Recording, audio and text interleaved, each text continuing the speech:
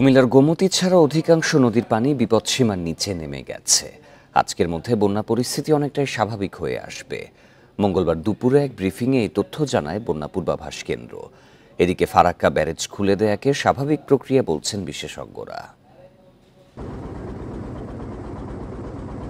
দেশের পূর্বাঞ্চলের বন্যাক্রান্ত জেলার সব নদীর পানি সমতলে হ্রাস পেয়েছে। গত ৭২ ঘন্টায় ১৩টি পয়েন্টের মধ্যে ১২টিতে পানি রয়েছে বিপদসীমার নিচে। একমাত্র গুমতিতে পানি প্রবাহিত হচ্ছে বিপদসীমার উপর দিয়ে। বুধবারের মধ্যে তা নেমে যাবার আশা বন্যা পূর্বাভাস কেন্দ্রের। পূর্বাঞ্চলীয় যে জেলাগুলো বন্যা আক্রান্ত ছিল সেগুলোতে বন্যা পরিস্থিতির উন্নতি লক্ষ্য করা যাচ্ছে। নদীর পানি হ্রাস পাচ্ছে এবং অনেক পয়েন্টই পানি বিপদসীমার নিচে দিয়ে প্রবাহিত হচ্ছে এবং একই সাথে প্রধান নদী অববাহিকাতেও পানি বিপদসীমার নিচ দিয়ে প্রবাহিত হচ্ছে এবং আগামী কয়েকদিনে উল্লেখযোগ্য বৃদ্ধির তেমন সম্ভাবনা লক্ষ্য করা যাচ্ছে না। স্থিতিশীল আছে ব্রহ্মপুত্র, যমুনা, গঙ্গা, পদ্মা, সুরমা, কুশিয়ারা নদীর পানি। ফারাক্কা ব্যারেজ খোলা থাকলেও উজান ও ভাটিতে নদ নদীর পানি স্থিতিশীল আছে। আপাতত বড় বন্যার শঙ্কা নেই। ভারতের ফারাক্কা ব্যারেজ পয়েন্টের ভাটিতে এবং একই সাথে ফারাক্কা ব্যারেজ পয়েন্টের উজানে নদ নদীর পানি সমতল স্থিতিশীল আছে এবং এর ফলে আগামী ৪ থেকে ৫ দিন আমাদের দেশের অভ্যন্তরে গঙ্গা নদীর পানি সমতল স্থিতিশীল থাকার সম্ভাবনা রয়েছে এবং এর ফলে পানি বিপদসীমার নিচ দিয়ে প্রবাহিত হতে পারে। মঙ্গলবার সকাল ৯টা থেকে আগামী ২৪ ঘন্টায় ফেনী, নোয়াখালী ও কুমিল্লায় হালকা থেকে মাঝারি বৃষ্টিপাত হবে, তবে তা বন্যা পরিস্থিতির অবনতি ঘটাবে না। বন্যাতে বাংলাদেশের যে আভ্যন্তরীণ বৃষ্টিপাত, সেই আভ্যন্তরীণ বৃষ্টিপাতের কন্ট্রিবিউশন কিন্তু খুবই নগণ্য। বলা হয়ে থাকে ৮ থেকে ১০% বৃষ্টিপাত হচ্ছে বন্যাতে বাংলাদেশের বৃষ্টিপাতের কন্ট্রিবিউশন। আর এছাড়া আমরা যেরকম বৃষ্টিপাত আশা করছি আগামীতে, তাতে দেখা যাচ্ছে যে আসলে এটা খুব বেশি ইম্প্যাক্ট পড়ার মতো নয়। এদিকে সমুদ্র এলাকায় ৩ নং সতর্কতা সংকেত তুলে নিয়েছে আবহাওয়া অফিস। ইকরামুল কবির, ইন্ডিপেন্ডেন্ট নিউজ, ঢাকা। ভারত নিজেদের স্বার্থেই বাংলাদেশকে ভাসাচ্ছে, ডোবাচ্ছে বলে অভিযোগ করেছেন বিএনপি স্থায়ী কমিটির সদস্য AZM জাহিদ হোসেন। মঙ্গলবার সকালে নয়াপল্টনের সংবাদ সম্মেলনে তিনি একথা বলেন। আলাদা অনুষ্ঠানে দলটির স্থায়ী কমিটির আরেক সদস্য মেজর হাফিজ বলেন, ভারত বন্ধুত্ব চাইলে শেখ হাসিনাকে দেশে ফেরত পাঠাতে হবে।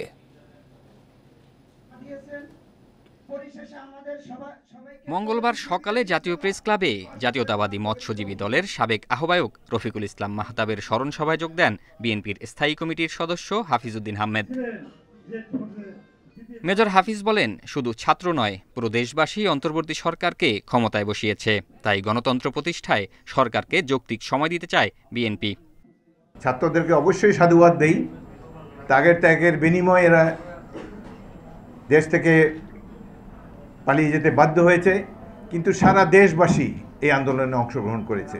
ভারত সরকার অনুরোধ করব, দ্রুত এই খুনি সরকারের প্রধানকে বাংলাদেশে ফেরত পাঠিয়ে দেন। এদিকে নয়াপল্টনে সংবাদ সম্মেলন করে বন্যার্তদের সহায়তায় বিএনপির ত্রাণ কমিটি। এতে স্থায়ী কমিটির সদস্য AZM জাহিদ হোসেন বলেন, উত্তর পূর্বাঞ্চলের বন্যা যতটা প্রাকৃতিক, তার চেয়ে বেশি মানবসৃষ্ট। ভারত কোনোভাবেই দায় এড়াতে পারে না। তাদের বিপদের সময় তারা পানি ছেড়ে দিয়ে তারা করছে কি আমাদেরকে ভাসিয়ে দিচ্ছে, আবার আমাদের যখন পানি দরকার তখন পানি আটকে রেখে আমাদেরকে শুকিয়ে মারছে। অর্থাৎ এই জন্যই এটা মানব সৃষ্ট। এটা তো জোয়ারের পানি না বা ভাটার পানি না, এটা হচ্ছে হঠাৎ করে পানি ছেড়ে দিয়েছে, সেজন্যই পানি এসছে। ভারতের সাথে অভিন্ন নদীর পানির ন্যায্য হিস্যা আদায়ে প্রয়োজনে আন্তর্জাতিক পর্যায়ে যাওয়ার কথাও জানান জাহিদ হোসেন। জাহিদুল ইসলাম, ইন্ডিপেন্ডেন্ট নিউজ, ঢাকা। হাসানুল হক ইনুকে 7 দিন এবং রাশেদ খান মেননকে ফের 6 দিনের রিমান্ডে পাঠিয়েছে আদালত। মঙ্গলবার বিকেলে আলাদা দুটি হত্যা মামলায় চিফ মেট্রোপলিটন ম্যাজিস্ট্রেট এই আদেশ দেন। ব্যবসায়ী আব্দুল ওয়াদুদ হত্যা মামলায় ইনুকে এবং আদাবর থানার হত্যা মামলায় মেননকে রিমান্ডে নিয়েছে পুলিশ।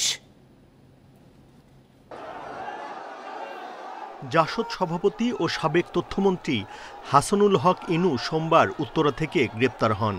নিউ মার্কেট এলাকায় ব্যবসায়ী আব্দুল ওয়াদুদ হত্যার অভিযোগে তাকে আটক করা হয়। ইনুর 7 দিনের রিমান্ড মঞ্জুর করেছে আদালত। আর ওয়ার্কার্স পার্টির সভাপতি রাশেদ খান মেনন গ্রেপ্তার হন 22 আগস্ট। একই মামলায় এরই মধ্যে 5 দিনের রিমান্ডে ছিলেন তিনি। আদাবর থানায় পোশাক শ্রমিক রুবেল হত্যা মামলায় মঙ্গলবার তাকে ফের 6 দিনের রিমান্ড দেয়া হয়েছে। এটা একটা হত্যা মামলা। এই হত্যা মামলায় আমরা আশা করছি এরা যেহেতু পরিকল্পনাকারী হিসাবে, ষড়যন্ত্রকারী হিসাবে, সহায়তাকারী হিসাবে মদতদাতা হিসাবে তারা অপরাধের সঙ্গে তারা জড়িত এবং তাদের সর্বোচ্চ শাস্তি হবে। তবে আসামি পক্ষের আইনজীবীর দাবি, রাশেদ খান মেনন ও হাসানুল হক ইনু কোনো হত্যার সাথে জড়িত নন। তাদের হয়রানি করতে রিমান্ডে নেওয়া হয়েছে। বিজ্ঞ আদালতকে আমরা এও বলেছি যে রাশেদ খান মেননের মতন লোক হত্যাকাণ্ডের সাথে জড়িত হতে পারে না এবং মারামারি এবং হত্যার উদ্দেশ্য ইন্ধনদাতা যে আনয়ন করেছে সম্পূর্ণ ভিত্তিহীন উদ্দেশ্যপ্রণীতভাবে এই মামলায় তাকে সম্পৃক্ত করা হয়েছে। আওয়ামী লীগ নেতৃত্বাধীন 14 দলীয় জোটের অন্যতম শরিক জাতীয় সমাজতান্ত্রিক দল ও workers party. Buddhadeb Kundu, independent news, Dhaka. Awami লীগের সাধারণ সম্পাদক এবং সাবেক সড়ক পরিবহন ও সেতুমন্ত্রী ওবায়দুল কাদেরের ব্যাংক হিসাব স্থগিত করা হয়েছে। মঙ্গলবার কেন্দ্রীয় ব্যাংকের আর্থিক গোয়েন্দা বিভাগ BFIU তার ব্যাংক হিসাব স্থগিতের নির্দেশনা দেয়। এতে বলা হয়েছে, ওবায়দুল কাদের ও তার মালিকানাধীন প্রতিষ্ঠানের নামে কোনো হিসাব থাকলে মানি লন্ডারিং প্রতিরোধ আইনের আওতায় সেগুলো 30 দিনের জন্য স্থগিত থাকবে। পাশাপাশি কোনো লকার থাকলে তার ব্যবহার 30 দিন বন্ধ রাখতে নির্দেশ দেওয়া হয়েছে। ওবায়দুল কাদের 2016 সালের অক্টোবর থেকে আওয়ামী লীগের সাধারণ সম্পাদক হিসেবে দায়িত্বে রয়েছেন।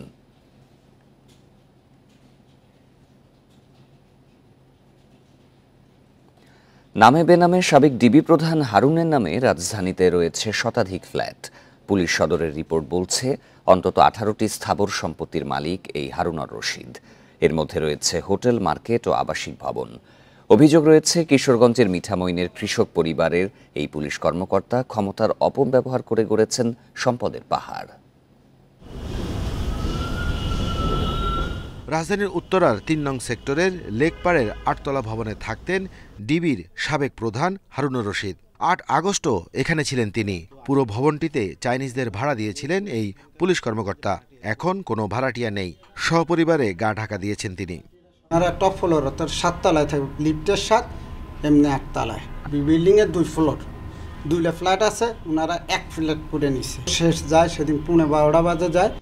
এর পাশেই আরেকটি প্লট দখল করে আবাসিক হোটেল গড়ে তোলেন হারুন।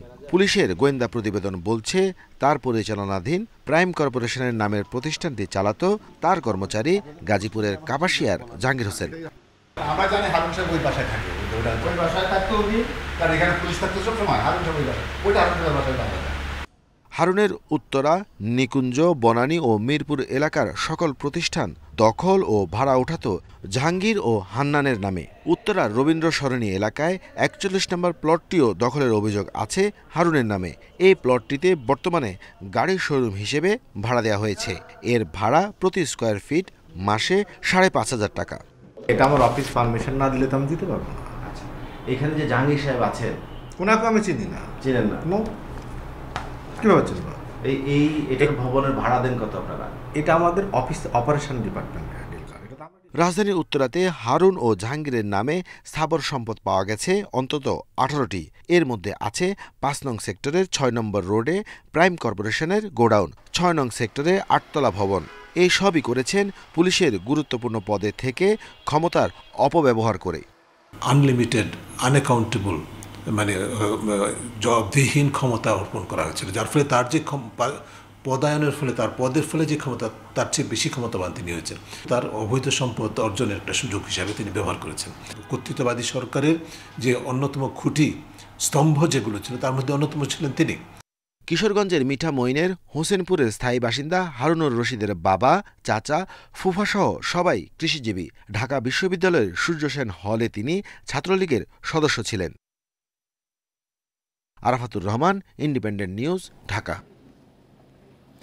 নারায়ণগঞ্জের রূপগঞ্জে গাজী টায়ার কারখানায় লুট করতে এসে দুর্বৃত্তরা আগুন দেয় বলে জানিয়েছে এলাকাবাসী ও প্রত্যক্ষদর্শীরা। এদিকে 174 জন নিখোঁজের কথা স্বজনরা বললেও প্রশাসনের দাবি, নিখোঁজের কোনো তালিকা পাননি তারা, চলছে তদন্ত। নারায়ণগঞ্জের রূপগঞ্জে গাজী টায়ার কারখানার ফটকের সামনে মানুষের ভিড়। নিখোঁজ স্বজনদের ছবি নিয়ে ঘন্টার পর ঘন্টা অপেক্ষা তাদের। যে আত্মীয় স্বজন আছে হ্যাঁ বুঝতেছে যে কি অবস্থাটা। অনেক মনে করেন কই 5 জন, কই 7 জন, কই 1 জন, কই 2 জন। স্থানীয়রা জানায়, লুট করতে এসে একটি পক্ষ আগুন দেয় কারখানাটিতে। এ সময় নিখোঁজ হন অনেকে। কেউ আইছে দেখতে, কেউ আইছে লুট করতে।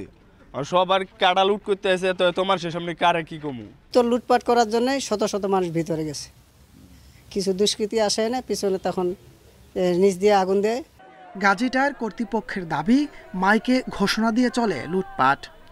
লোকজন জড়ো হওয়া শুরু করেছে, ভাঙচুর শুরু করেছে এবং আরও লুটপাট শুরু হয়েছে।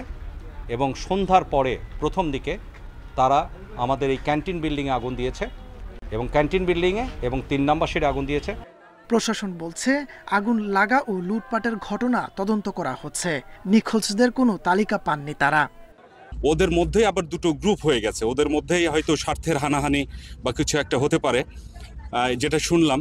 তাদের মধ্যে একটা পর্যায়ে হয়তো সেটা এক্সপ্লোশনটা সৃষ্টি হয় বা কেউ ফায়ার করে, এই ধরনের একটা হিয়ারসে আমরা কথা শুনেছি। কিছু লোক এখানে এসে বলছে তাদের আত্মীয় পরিজন যারা এখানে আটকা পড়েছিল বলছে। তো এই বিষয়টি আসলে এখনও নিশ্চিত করে বলা যাচ্ছে না আদৌ সেখানে কোনো লোক আটকা পড়েছিল কিনা এবং তারা মারা গিয়েছে কিনা, এই তথ্যটা কিন্তু এই মুহূর্তে আমাদের কাছে নেই। রোববার রাতে গাজী টায়ার কারখানায় আগুন দেয় দুর্বৃত্তরা। 21 ঘন্টার চেষ্টায় আগুন নিয়ন্ত্রণে আনে ফায়ার সার্ভিস। Independent news. চিকিৎসকদের কক্ষের সামনে নেই ওষুধ কোম্পানির প্রতিনিধি, নেই প্রেসক্রিপশন নিয়ে ছবি তোলার হিড়িক। এই চিত্র এখন ঢাকা মেডিকেল কলেজ হাসপাতালের। কর্তৃপক্ষ বলছে রোগী ভোগান্তি কমাতেই হাসপাতালে ওষুধ কোম্পানির প্রতিনিধি প্রবেশে নিষেধাজ্ঞা দেওয়া হয়েছে। এছাড়া হাসপাতালের ভেতর থেকে সরানো হয়েছে বেসরকারি অ্যাম্বুলেন্স।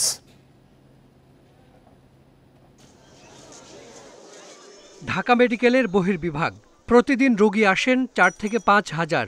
কোনো বিভাগের সামনেই চোখে পড়ল না ওষুধ কোম্পানির প্রতিনিধিদের উপস্থিতি। এই হাসপাতালের বহির্বিভাগে বসেন 70 জন চিকিৎসক। দিনে একজন ডাক্তারের কমপক্ষে 1 ঘন্টা ব্যয় হতো ওষুধ কোম্পানির প্রতিনিধিদের পেছনে। এতে প্রতিদিন অন্তত 1,500-এর মতো রোগী পড়তেন ভোগান্তিতে। প্রতিদিন হয়তো বা 10 থেকে 15টা কোম্পানি আসতো, কমপক্ষে যদি 2-3 মিনিট করে থাকতো আমার আধা ঘন্টা থেকে 1 ঘন্টা তাকে সময় দিতে হয়। আমার অফিসার হচ্ছে 8টা থেকে 2:30টা, তো এই 1 ঘন্টা হয়তো আমি রুগীকে সময় দিতাম। সেই ক্ষেত্রে আমার রুগীর টাইম ডিউরেশনটা রুগী কম পেত। 2 নম্বর কথা, কোয়ালিটি অফ দ্য ট্রিটমেন্টটাও কম হতো। প্রতিটা মুহূর্তই খুব গুরুত্বপূর্ণ। যদি ওষুধ কোম্পানি এসে গেলে আমরা আমাদের কাজে ডিস্টার্ব করতো, যার ফলে আমাদের রুগী দেখায় প্রচণ্ড ব্যাঘাত ঘটতো। এই সিদ্ধান্ত যদি ভবিষ্যতের জন্য বাস্তবায়িত থাকে, আমাদের চিকিৎসকদের জন্য কাজের পরিবেশ অনেক বেশি উন্নত হবে। দেশের সবচেয়ে বড় এই হাসপাতালে প্রতিদিন বিভিন্ন ওষুধ কোম্পানির 300-র বেশি প্রতিনিধি আসেন। অনেক কোম্পানির 3 থেকে 4 জন প্রতিনিধিও কাজ করেন। রোগী দেখার ফাঁকে চিকিৎসকদের কাছে গিয়ে ওষুধের বিজ্ঞাপন করতেন তারা, যা বন্ধ হয়েছে। যেসব মেডিকেল অফিসাররা থাকে হিমশিম খেতে হয় এই রোগীদের সামলাতে। এর মধ্যে আমাদের যে মেডিকেল রিপ্রেজেন্টেটিভরা যখন একজন ডাক্তারের রুমে ঢোকে, তার একটা বড় সময় কিন্তু সে নষ্ট করে দেয়। তো আমি আসার পর থেকেই চেষ্টা করছি যে এই সময়টা যেন সে নষ্ট না করতে পারে। তারপরও 2-1 জনকে পাওয়া গেল ক্যাম্পাসের ভেতর। ভিতরে আসতে নিষেধ করেছে। আমি আসি না, আমি একটা কাজে আসছিলাম। এদিকে হাসপাতালে ওষুধ কোম্পানির প্রতিনিধি প্রবেশ বন্ধ হওয়ায় স্বস্তি জানিয়েছেন রোগীরাও। কাগজ নিয়ে টানাটানি করে তাহলে অবশ্যই এটা খুব খারাপ, তাদেরকে এখানে ঢুকতে দেওয়া হয় না, এটার জন্য আসলে অনেক ভালো, সাধুবাদ জানাই। অনেক ভালো, সেটা বলে প্রকাশ করা যাবে না। আমরা যা উপকার পাইতেছি এটা কখনোই পাই নাই। রোগী ভোগান্তি কমাতে দেশের সব সরকারি হাসপাতালেই ওষুধ কোম্পানির প্রতিনিধি প্রবেশে নিষেধাজ্ঞার পরামর্শ বিশেষজ্ঞদের। Hasan Misbah, independent news, Dhaka. পর্যাপ্ত সরবরাহ থাকার পরও অস্থির বরিশালের চালের বাজার। 8-10 দিনের ব্যবধানে বিভিন্ন চালে কেজি প্রতি দাম বেড়েছে 4 থেকে 6 টাকা। ব্যবসায়ীদের দাবি, ধানের দাম বাড়ায় চালের ওপর প্রভাব পড়েছে। যদিও ফরিয়াপট্টি আড়তদার ব্যবসায়ী মালিক সমিতি বলছে দাম বাড়ার কারণ নেই।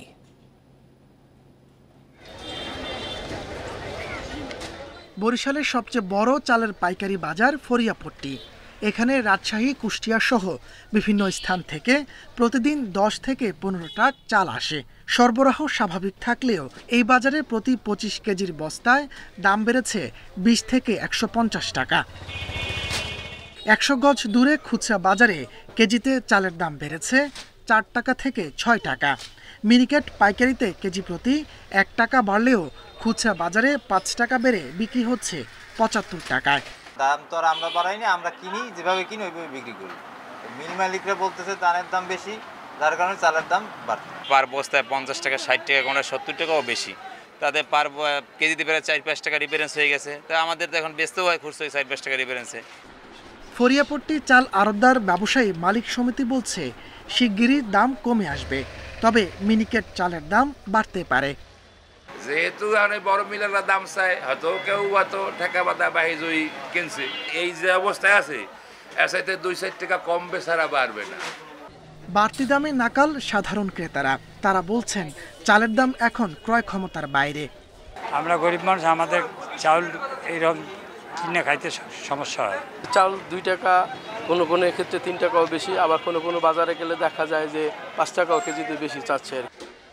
বাজার মনিটরিং সহ সরকারের কাছে চালের দাম কমানোর দাবি ভোক্তাদের। Independent news. এ বিষয়ে আরও জানাতে এবার বরিশাল থেকে যোগ দিচ্ছেন সহকর্মী আল আমিন। আল আমিন, পর্যাপ্ত সরবরাহ থাকার পরও কেন চালের দাম বেশি, ব্যবসায়ীরা কি বলছেন এ ব্যাপারে?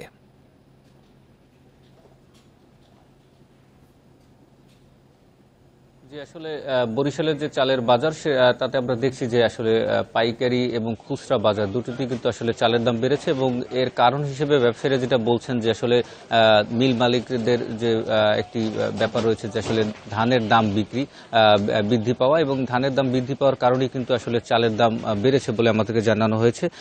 আমরা বরিশাল নগরী যে ফরিয়াপট্টি যে চালের আড়ত রয়েছে সেখানটিতে এসেছিলাম, এবং সেখানে আমরা দেখেছি যে যারা পাইকারি ব্যবসায়ী রয়েছে তাদের সাথে কথা বলেছিলাম। তারা যেটি বলছেন যে আসলে ধানের দাম বাড়ার কারণে কিন্তু আসলে প্রতি বস্তায় কিন্তু চালের দাম বেড়েছে। তবে কিছু কিছু ব্যবসায়ী এবং ব্যবসায়ী মালিক সমিতির পক্ষ থেকে বলা হচ্ছে যে আসলে দাম স্থিতিশীল রয়েছে। তবে খুচরা বাজারে যে প্রভাবটি পড়েছে, খুচরা বাজারে কিন্তু পাইকারি বাজারের দোহাই দেওয়া হচ্ছে যে আসলে তারা প্রতি বস্তায় 50 থেকে 70 টাকা পর্যন্ত বাড়তি দামে তাদেরকে চাল কিনতে হচ্ছে, যার ফলে কিন্তু তাদের বাড়তি দামে বিক্রি করতে হচ্ছে। সেক্ষেত্রে প্রতি কেজি চালে কিন্তু 5 থেকে 6 টাকা পর্যন্ত আসলে বরিশালের চালের বাজারে আমরা বৃদ্ধি থাকতে দেখেছি। এর পাশাপাশি যারা ক্রেতা রয়েছে ক্রেতারাও কিন্তু বলছেন যে আসলে তারা বিভিন্ন দোকান ঘুরছেন এবং চালের বাজারে কিন্তু আসলে এক প্রকার অস্থিতিশীল পরিস্থিতি, যেটি হচ্ছে যে আসলে তারা যেখানেই যাচ্ছেন সেখানে কিন্তু দাম বেশি পাচ্ছেন, এবং যেটি হচ্ছে যে পাইকারি বাজারের আশেপাশে যে দোকানগুলো রয়েছে সেখানে 2-1 টাকা কমে পেলেও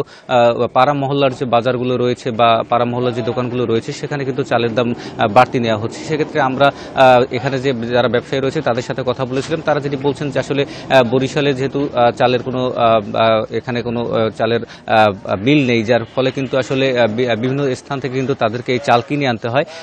তারা কিন্তু যে বাড়তি দাম যদি থাকে সেই বাড়তি দামের ব্যাপারে কিন্তু তারা কিন্তু সেখান থেকে চাল কিনছেন না, যেহেতু এখন মিল বেড়েছে, যার ফলে কিন্তু তারা বিভিন্ন মিল ঘুরে ঘুরে সেখান থেকে চাল সংগ্রহ করেন, এবং এই চালগুলো কিন্তু ট্রাক যোগে বরিশালে নিয়ে আসা হয়। এই মুহূর্তে আমি বরিশালের ফরিয়াপট্টি এলাকায় রয়েছি, যেখানে আপনারা দেখতে পাচ্ছেন যে আসলে ট্রাক যোগে যে চাল এসেছে সেই চাল কিন্তু নামানো হচ্ছে। এই চালই কিন্তু আসলে যারা খুচরা বিক্রেতা রয়েছে তারা কিন্তু এখান থেকেই চাল সংগ্রহ করেন, এবং তারা কিন্তু চাল এখান থেকে নিয়ে সেগুলোকে বিক্রি করেন, এবং এক্ষেত্রে কিন্তু আমরা দেখেছি যে প্রতি বস্তায় কিন্তু আসলে চালের দাম বৃদ্ধির অজুহাত দেখিয়ে কিন্তু খুচরা বাজারে 5 থেকে 6 টাকা দাম বাড়তি রাখা হচ্ছে, যার ফলে কিন্তু সাধারণ যে মানুষ রয়েছে, যারা ক্রেতা রয়েছে, তারা যেটি বলছেন যে চালের দাম যদি নিয়ন্ত্রণ করা না যায় সেক্ষেত্রে কিন্তু তারা নানাবিধ সমস্যার মধ্যে পড়ছেন। যেহেতু আগে যারা 25 কেজির বস্তা কিনতেন বা 50 কেজির বস্তা কিনতেন, তারা কিন্তু এখন খুচরা চাল কিনছেন, 2-1 কেজি করে চাল কিনছেন, এমনটিও কিন্তু আমরা দেখতে পেয়েছি।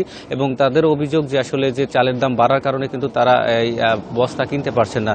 সরকারের কাছে তার দাবি জানিয়েছেন চালের দাম যাতে নিয়ন্ত্রণে আনা হয় এবং তারা যাতে সুলভ মূল্যে চাল পান। এই হচ্ছে বরিশাল থেকে আমার কাছে সর্বশেষ পরিস্থিতি। বরিশালে চালের বাজার পরিস্থিতির খবর জানাচ্ছিলেন সহকর্মী আল আমিন। গত সপ্তাহে খাতুনগঞ্জে প্রতি কেজি চিড়ার দাম ছিল 44 থেকে 52 টাকা। বন্যার কারণে চলতি সপ্তাহে বেড়ে হয়েছে 80 থেকে 82 টাকা। শুধু চিড়াই না, বন্যার অজুহাতে দাম বেড়েছে পেঁয়াজ, রসুন, চাল, আলু, ডালের মতো নিত্য প্রয়োজনীয় পণ্যের। তবে বাজারের এই অস্থিরতাকে ব্যবসায়ীদের কারসাজি বলছে ক্যাব। বন্যায় ঢাকা চট্টগ্রাম মহাসড়ক প্রায় 4 দিন বন্ধ ছিল, তবে সোমবার থেকে যোগাযোগ ও পণ্য সরবরাহ স্বাভাবিক হতে শুরু করে। এমন অবস্থার মাঝে চট্টগ্রামের খাতুনগঞ্জে হঠাৎ করে বেড়েছে নিত্য প্রয়োজনীয় পণ্যের দাম। পাইকারি এই বাজারে গত সপ্তাহে মুড়ির দাম ছিল 65 টাকা, চলতি সপ্তাহে বিক্রি হচ্ছে 82 টাকায়। পেঁয়াজ 17 থেকে 18 টাকা বেড়ে বিক্রি হচ্ছে 92 থেকে 115 টাকায়। রসুন 10 টাকা বেড়ে বিক্রি হচ্ছে 185 টাকায়। মন প্রতি চিনির দাম বেড়েছে প্রায় 70 টাকা। প্রতিমন পাম অয়েলের দাম বেড়েছে 110 থেকে 120 টাকা।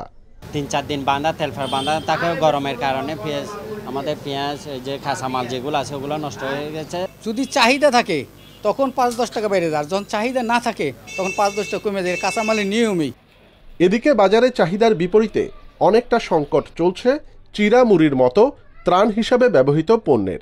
শুকনো খাবার যেটি ত্রাণের জন্য বিতরণ করা হচ্ছে সেটির দাম বেড়ে গেছে, বিশেষ করে মুড়ির দাম, ছিরার দাম, গুড়ের দাম, এভাবে বেশ কিছু পণ্যের দাম কয়েক গুণ বেড়ে গিয়েছে।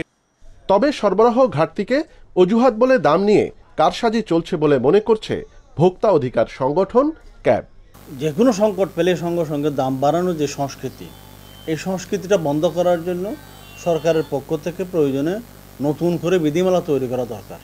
যদি পণ্য না থাকে তাহলে আমি বিক্রি করব না, কিন্তু আমি যেই পণ্য আমার 100 টাকায় কেনা সেটা আমি 1000 টাকায় কোনোভাবে বিক্রি করতে পারি না। ভোগ্যপণ্যের এমন ঊর্ধ্বগতিতে বাজারে প্রশাসনিক তৎপরতা খুব একটা নেই বলে অভিযোগ ক্রেতাদের। অনুপম শীল, ইন্ডিপেন্ডেন্ট নিউজ, চট্টগ্রাম। দেখছেন ইন্ডিপেন্ডেন্ট সংবাদ। স্টিকি থিনার, কাঠ, গাড়ি অথবা বাড়ি, সব রঙে কার্যকরী। ছাত্র সমাজের সচিবালয় ঘেরাও কর্মসূচি ঘিরে রণক্ষেত্রে পরিণত হয় ভারতের পশ্চিমবঙ্গের কলকাতা। মঙ্গলবার স্থানীয় সময় দুপুরে পুলিশের সঙ্গে সংঘর্ষ হয় ছাত্রদের, যেখানে পুলিশকে মারধর ও ইটপাটকেল নিক্ষেপ করেন আন্দোলনকারীরা। আর তাদের ছত্রভঙ্গ করতে লাঠিচার্জ, কাঁদানে গ্যাস ও জল কামান ব্যবহার করে পুলিশ। 94 জনকে আটক করেছে কলকাতা পুলিশ। এদিকে দমনপীড়নের প্রতিবাদে পশ্চিমবঙ্গে আজ 12 ঘন্টার বন্ধ ডেকেছে বিজেপি।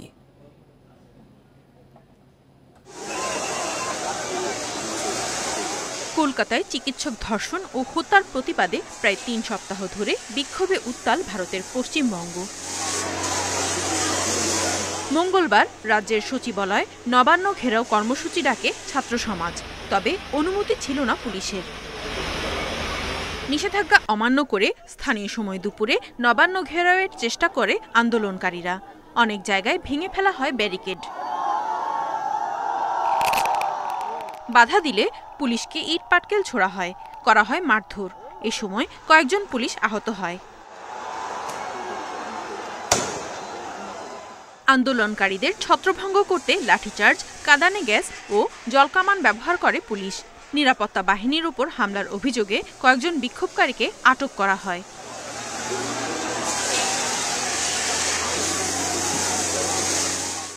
যারা অসুস্থ হয়েছে তাদের শুশ্রূষা আমাদের ক্যাম্প করা হয়েছে, ওখানে সেই ক্যাম্পে নিয়ে যাচ্ছি। সেইটা করতে গিয়ে পুলিশ আমাকে তুলে নিয়ে যাচ্ছে। ইনসিস্ট করে উপর থেকে ছাদ থেকে ঢিল মারিয়ে সিন ক্রিয়েট করে এই কাজটা করেছে। আমাদের আন্দোলন ছিল শান্তিপূর্ণ আন্দোলন, বারবার প্রতি মুহূর্তে আমাদের উপরে অত্যাচার করা হয়েছে। এদিকে পুলিশের বিরুদ্ধে ছাত্রদের ওপর দমনপীড়নের অভিযোগ তুলেছে বিজেপি। আর তৃণমূলের অভিযোগ, ছাত্র সমাজের নাম করে বিজেপি অশান্তি সৃষ্টির চেষ্টা করছে। Nadia Tabassum, independent news. এই ছিল এখনকার সংবাদে। আরও বিস্তারিত জানতে চোখ রাখুন ফেসবুক, ইউটিউব এবং এক্সে। ধন্যবাদ সবাইকে।